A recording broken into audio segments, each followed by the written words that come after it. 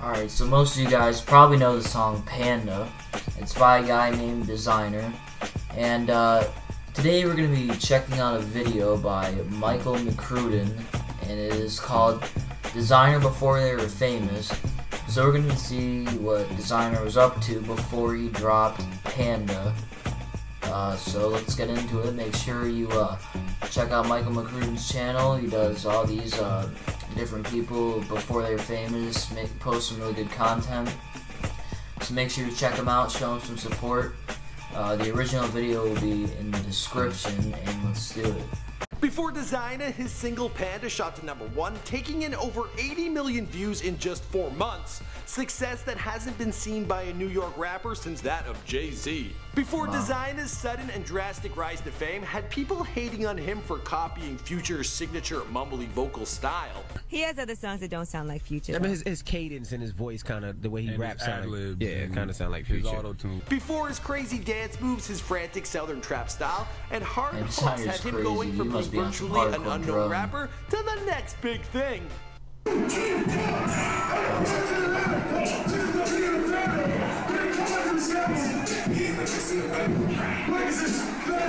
Before Desiigner's debut impressed Kanye West so much that Yeezy had him open for his Life of Pablo concert at Madison Square Garden. Before his incredible rise as a chart topper and protege to Kanye West, Desiigner, or Sydney, was a troublemaker living in Bed-Stuy, Brooklyn. His grandfather was a well-known blues musician who went by the name Guitar Crusher, and his legacy would motivate young Sydney to pursue music as well. While getting involved in drug dealing, he sang in the choir and became the go-to guy amongst his friends for writing rap hooks. But his involvement in the drug game became very real when he was shot at the age of 14. Needing a way out, he knew music was his best chance to escape, and along the way, he became obsessed with a car that reminded him of a Panda. Now, New York City can be a tough town. So that's how I he actually just got came up back with that from a trip there name, where I picked up this shirt. And in Times Square, some dude was yelling at me like, "Yo, YouTube dude!" And I got really scared.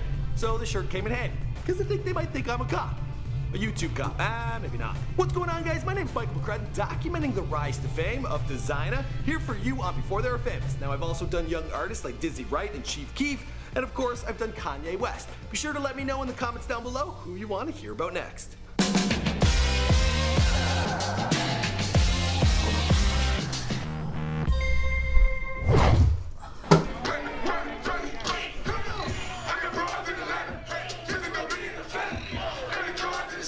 Desiigner was born Sidney Royal Selby III on May 3rd, 1997 in Bed-Stuy, Brooklyn, a neighborhood that was home to other talented artists like Biggie Smalls, Jay-Z, Aaliyah, and Chris Rock.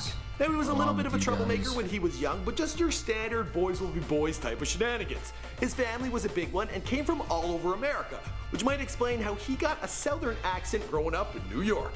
Now, Selby was a good boy who attended school throughout his youth, but he was much more interested in making music than his studies, something that ran in his family. His grandfather, Sidney Selby, was a successful blues musician who played with R&B groups the Isley Brothers, as well as the Drifters, under the name Guitar Crusher. He also released a few albums that had a big influence on young Sidney and motivated him to continue making his own tracks. Honestly, does he even have any other songs other than this Panda song? I mean, so I never found them. Young Sidney, he sang at his school choir as well as at his church. As for music, well, he listened to absolutely everything. But the young man, he grew up quickly, and soon he was standing at 6'5", and that would attract for him a whole lot of attention. He then got involved with drug dealing in the rough neighborhood he grew up in, and at a young age, he spent a lot of time with his friends on the corner. But it wasn't all time misspent. He recorded his first song under the name Desiigner Royale, Royale being his middle name, and later Desiigner Flow. At just 14, he had his first track under his belt called Jackie Chan. Yo, take her on a trip and he won't see her for a week. Chopping bricks like Jackie Chan? Well, that is a blatant reference to drug culture. It's also a pretty clever hook. He found his passion for music. It was leading him in the right direction, away from the street corners. But a frightening event was about to shake things up for young Sydney. He should have got himself a shirt like this, I'm just saying. Although the circumstances are unknown, we do know that Sydney was gunned down when he was just 14 years young. He'd experienced his first brush with death, and though he recovered quickly, it was an event that completely changed his outlook on the kind of lifestyle he wanted to promote. Sydney believes that anyone who really grew up in a rough neighborhood should try to escape it. and he didn't want to be one of those kids that glamorized the violent thug lifestyle, and his sister, she agrees. She also suggested that he switch up his name a little and add another I to Desiigner, also to drop the Royale or Flow, giving him the artist name he goes by today, Desiigner. He continued with his music, and in 2014, he released the track Danny DeVito with rapper Fresher and Rowdy Rebel, along with a few others he had met over SoundCloud. Pockets on Danny DeVito.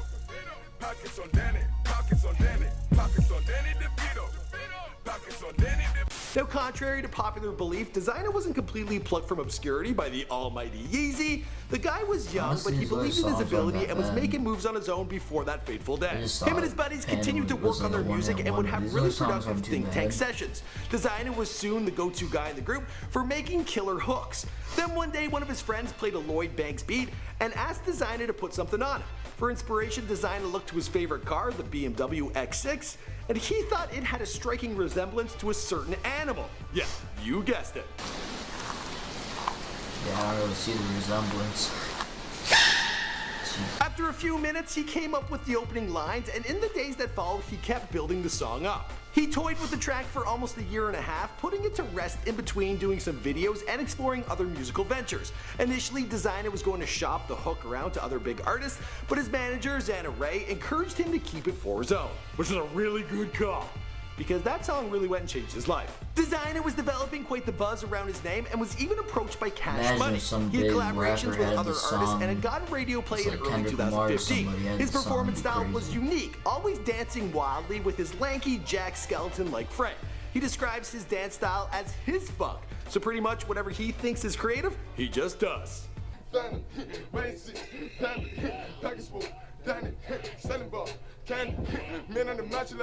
It was on December 15, 2015, he released his debut single, Panda, to YouTube and SoundCloud. In the first few days, he got a modest 5,000 streams. Then over the weekend, it blew up. The track jumped to 200,000 streams and soon after was playing on the radio. In a month, it hit over 1 million and currently sits at a whopping 83 million views. Wow. Yeah, and I thought my Mia Khalifa video did really well. Not that well. The next 2 months were a whirlwind for Desiigner. Kanye West sampled the single in his Life of Pablo album. Yeah, I was wondering that. The young I knew that artist sounded under his similar to wing. Panda. He signed him to his label, Good Music, and had him open for him at Madison Square Garden. Well, he got His signed Southern to trap Kanye's sound label. draws a lot of comparison to Future sound as well, something a lot of viewers give him slack for. But the young man is so used to hearing it, he doesn't let it get to him, saying, I smile at that, I blush at that, because I have no hard feelings for the dude, Future. He does his thing. Now, I've done it before they were famous on Future way back in the day, like 6 months ago. Be sure to check that out, and look how fast this channel has grown, or changed. Yeah. Now, Desiigner has all eyes on him, and he plans to pump out a lot more material. For now, fans can stay tuned for the upcoming mixtape he's teased called Desiigner History Month. And the rest of the story, well, you know the story because this is before they're fixed. That or, we'll have to wait and see. The guy's still pretty young. He's gonna tell you what's right and wrong. Sexual harassment, Panda. That's all I got for you in this one. My name's Michael McCrudden. As you guys know, alright, that is going to be it for the video. It'll be interesting to see if Desiigner gets out any other hits as big as this one, because, I mean, this song's been huge. I hear it on the radio all the time, and it's not a bad song, honestly. But, hopefully Desiigner stays successful, you know. I don't like people hating on him, because what he really do, to be honest, he just made a good-ass song. But anyways, that's going to be it for the video, and I will see you guys in the next one.